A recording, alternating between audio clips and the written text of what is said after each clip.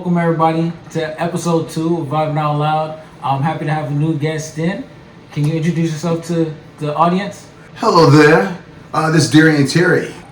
After so many talks with him, I understood that he's very subtle about his approach. Like he's not a bragger, but he low-key does a lot. I looked into some of his fights. He's a great fighter, so he actually fights in the UFC. Can you describe a little bit of what you actually do, what you've done? Well, let me see. I started wrestling when I was a little kid. I started wrestling when I was like 12 years old. And then from there, I got really good at it. It was just like one of those deals where you start something and like you realize it like it was meant for you. So I kept going. When did that come about? Like when did you realize it was actually meant for you? I started wrestling when I was 12, and I would just beat up a lot of the other kids in the room. And so and I realized then, I was like, okay, I'm kind of good at this. And then we went out to the competitions, and then I would beat up all the kids and stuff like that. I usually end up taking first or second place. You know, it was my only first year doing it. So I was like, okay, this has got to work. This is going to work, you know. Because all the other ones, like, you know, baseball, football, that kind of stuff like that, there was people that were just bigger and better, you know. But, like, in wrestling, it just all made sense. So, yeah. That's real interesting.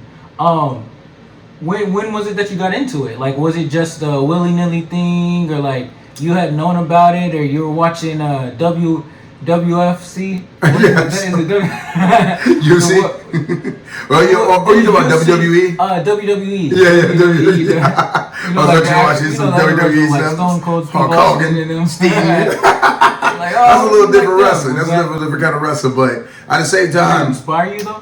It is inspiring to see all that stuff, man. It was inspiring growing up and seeing all that crazy shit. Them hopping off the turnbuckle and stuff like that. But with this type of wrestling, it's more physical. It's like more crazy. You gotta really like control motherfuckers. You really gotta go ahead and pin them to the mat and just enforce your will upon them. So.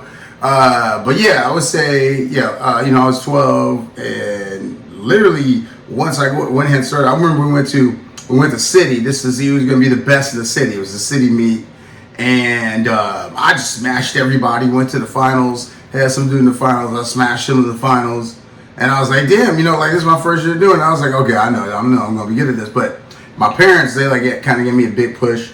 And it's like, okay, yeah, we gonna go ahead, we gonna start investing, send you to camps, all this kind of stuff like that. So I was like, oh, okay, cool. How often did you go to camps and stuff like that? I would go to camps in the summer.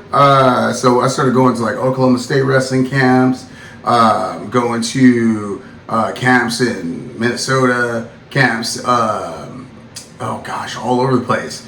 So what was cool about it? So what made you switch from wrestling to UFC? Like, were you really good at wrestling or something like that? Yeah, so wrestling is a great base for mixed martial arts. When you have wrestling, you pretty much have already mastered the ground game of mixed martial arts because you're able to go ahead and take people down and control them. So once I went ahead and started getting into mixed martial arts, which is after I finished my college wrestling career, it was real easy for me to transition. Like I would be able to subdue a lot of people that were really good strikers. They were talented strikers, talented boxers, talented Muay Thai, talented kickboxers. But once I got in close, I could easily go ahead and take them down. Once they get taken down, they can't do all that shit no more. like they're in my world now. So everything would change. And so it really evened the playing field. And for me, I was just trying to I always like to compete. And so I always love competing. It's hard to stop competing. And so like for real, competition is like life for me. So like I wanted to have that kind of outdoor influence, that kind of outside recreational activity. I didn't want to just work and just come home. I wanted to basically work and then have like a sport that I trained at, because that's what I've always done. So it just seemed like the easiest transition for me.